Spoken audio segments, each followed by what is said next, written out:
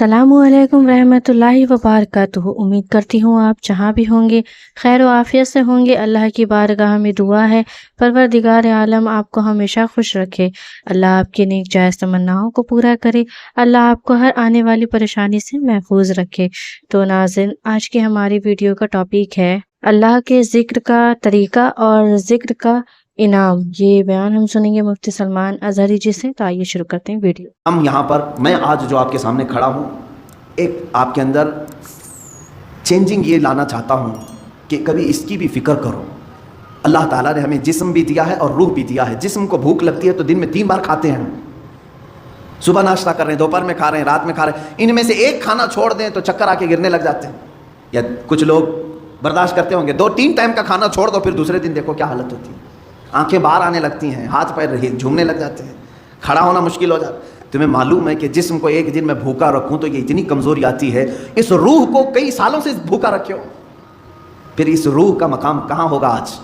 रूह की ताकत हासिल करने के लिए जानते हैं हमसे ज़्यादा मेहनत हिंदुओं के पंडित करते हैं जो तपस्या करते हैं। उनको जाके पूछो ये जो तपस्या करते हैं क्या है? आत्मा की शक्ति के लिए। वो यही जुमला कहेंगे, आत्मा की शक्ति हासिल करना है।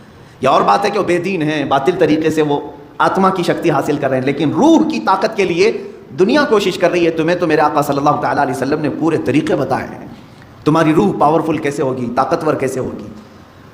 आपने कभी महसूस किया?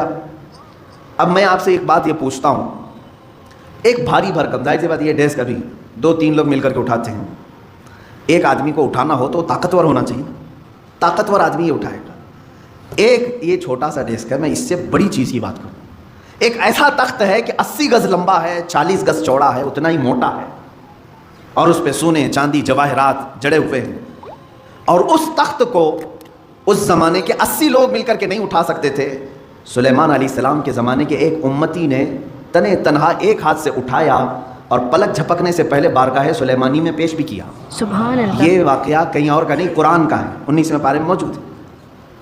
एक उनकी बात।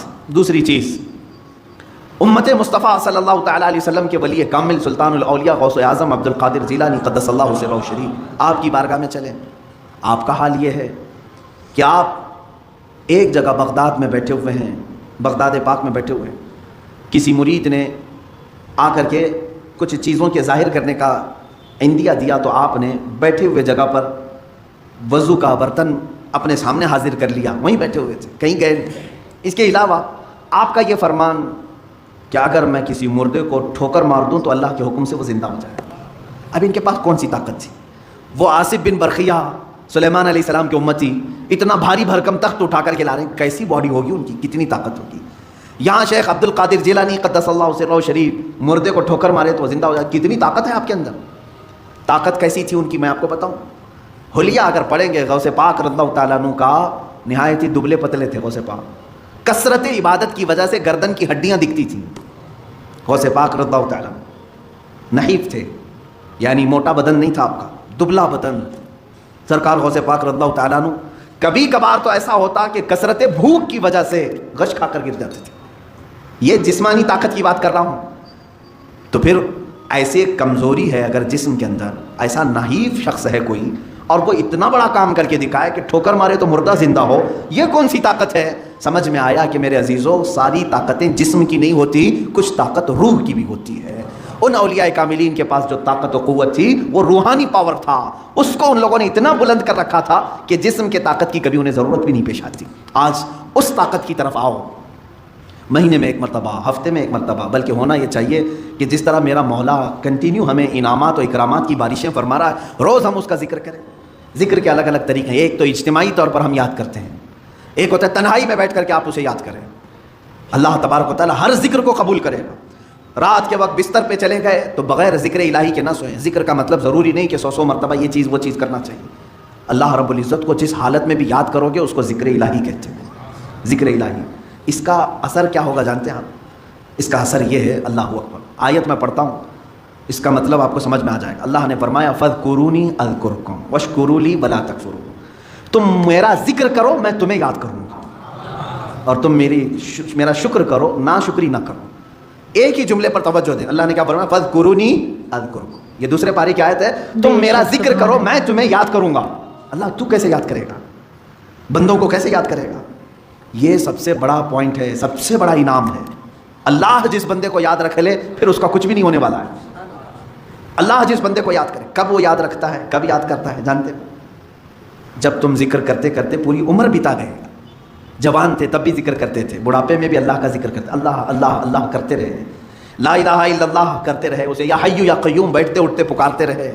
ایک وقت ایسا آتا ہے کہ جب تم بستر پر چلے گئے اور تمہاری زبان بند ہو گئی, تمہاری زبان بند ہو گئی, اب تمہارے اندر بولنے کی طاقت نہیں, اب اس کے بعد تمہارے دل کو بولنے کا حکم دیتا ہے, یہی اللہ کی یاد ہے. جب تم چپ ہو جاؤ گے پھر اللہ تمہیں یاد کرے گا. اور پھر میں نے ایک بزرگ کے متعلق پڑھا, ان سے ان کے مرید نے پوچھا کہ اللہ ہمیں کیسے یاد کرے گا؟ انہوں نے کہا تو یہاں یاد کر, جب تجھے قبر میں رکھ کر کے سارے چھوڑ جائیں گے وہ تنہا تجھے یاد رکھے گا. سبحان اللہ. جہاں تجھے ضرورت ہے وہ وہاں یاد کرے گا. تو یہاں آج یاد کر لے اسے, آج اس کا ذکر کر لے, وہ تجھے تنہا کبھی نہیں چھوڑے گا. میرے عزیزو, ذکر کی ان مجالس سے ہم کتنے دور ہو چکے ہیں. اولیاء اکرام کی جو روایات تھیں ان سے ہم کتنے دور آ گئے. آج ہمارے دل بیمار ہیں, روح بیمار ہیں, اس کا کبھی علاج کرانے کے لیے ہم کوشش بھی نہیں کرتے. میں چاہتا ہوں کہ آج ان اذکار کی طرف ہم جائیں جو اولیاء اکرام سے منقول ہیں. بزرگان دین نے یہ اذکار کیے ہیں جس کے بعد انہوں نے اپنے مریدین کو خاطر خواہ نتائج بھی عطا کیے ہیں. مثال کے طور پر سب سے پہلے ہم ادب سے کھڑے ہوتے ہیں, کھڑے ہونے کے بعد میں آج طریقہ آپ کے سامنے پیش کر رہا ہوں. دائرے میں, حلقے میں کھڑے ہوتے ہیں, ایک کا دوسرے سے ہاتھ ملا ہوا ہو. اس کی وجہ کیا ہے؟ اس کی وجہ یہ ہے کہ ہو سکتا ہے کہ میں نکما ہوں, میں کمینہ ہوں, میں بد اخلاق ہوں, لیکن مجلس میں اللہ کو کسی نہ کسی کا ذکر پسند آتا ہے. 40 مومنین اگر جمع ہوں تو وہاں اللہ کا ایک مقبول بندہ ہوتا ہے, ایک مقبول ضرور ہوگا.